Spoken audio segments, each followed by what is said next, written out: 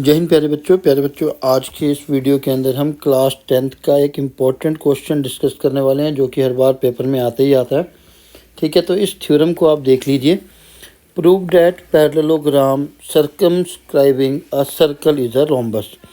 ये question generally 2 to 3 marks हर बार पूछा ही जाता है CBSE board examination class 10th में, तो ये आपको आना चाहिए। और ये क्वेश्चन बहुत ही ज़्यादा आसान है, इसमें सिर्फ आपको प्रॉपर्टीज़ याद रखनी है, उसके अलावा कुछ भी नहीं करना है। ठीक है, तो सबसे पहला हिंट आपको क्वेश्चन में पैरेललोग्राम से ही मिल रहा है। तो सॉल्यूशन की तरफ अगर हम चलते हैं, सॉल्यूशन क्या कहता है कि जो ABCD है वो क्या है, पैरेललोग्राम है। पैरेललोग्राम को शॉर्ट फॉर्म में ऐसे लिखते हैं हम। ठीक है, और पैरेललोग्राम की जो अपोजिट साइड्स होती हैं वो क्या होती हैं, इक्वल होती हैं। यानी कि AB is equals to CD होगा और BC इक्वल टू AD होगा। रीजन क्या लिखना है, ऑपोजिट साइड्स ऑफ पैरेललोग्राम,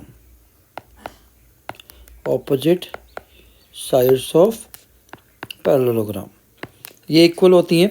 ठीक है, उसके बाद एक थ्योरम हमने की थी, वो क्या थी, the length of tangents drawn from an external point to a circle are equal. कहने का मतलब ये है कि जब भी हम किसी एक्सटर्नल पॉइंट से, let's suppose C external point है, इससे कोई टेंजेंट ड्रॉ करते हैं सर्कल पर, तो इन दोनों की लेंथ क्या होती है, इक्वल होती है। ठीक है, तो according to this theorem BP is equals to BQ। External point को आपने दोनों के साथ लिखना है। CR is equals to CQ, DR is equal to DS।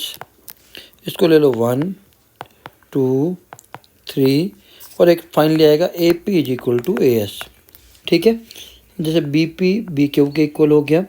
ठीक है, CQ CR के इक्वल हो गया, DS DR के इक्वल हो गया और AS AP के इक्वल आ गया। इसको ले लो इक्वेशन 4। इन चारों इक्वेशन को आपने क्या कर देना है, ऐड कर देना है। Adding equation 1 2 3 and 4।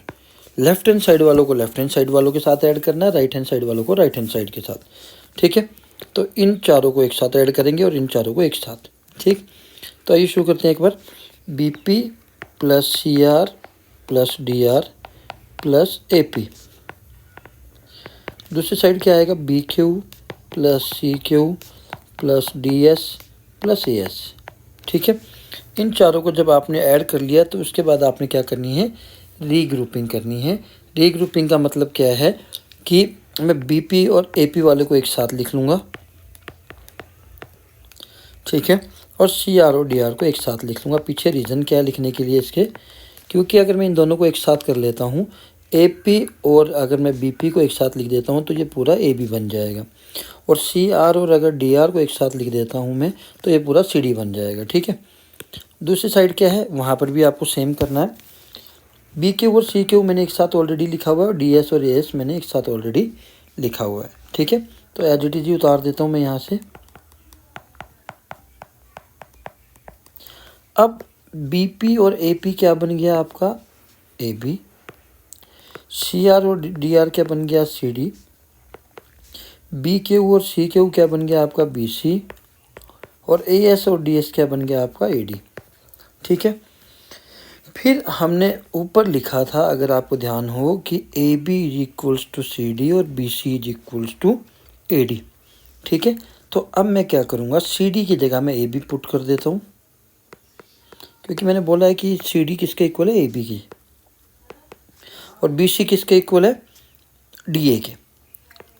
तो मैं AD की जगह भी BC ही भर देता हूँ। ये हो जाएगा 2AB और 2BC।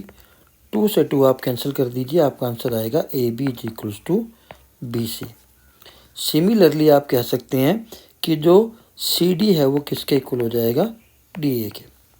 तो जब इसकी ऑपोजिट साइड या चारों साइड जब इक्वल हो जाती हैं तो ये क्या बन जाता है, रोम्बस बन जाता है। तो इसकी जो चारों साइड हैं वो क्या है, आपस में इक्वल है, इसीलिए क्या है, एक रोम्बस है। तो ये इतना सा क्वेश्चन है। दो चीज़ें आपको याद रखनी है, पैरेललोग्राम की प्रॉपर्टीज़ की, ऑपोजिट साइड इक्वल होती हैं। दूसरा कि जब भी आप कोई टेंजेंट ड्रॉ करते हैं किसी एक्सटर्नल पॉइंट से सर्कल के ऊपर, तो उन दोनों की जो लेंथ होती है वो क्या होती है, इक्वल होती है।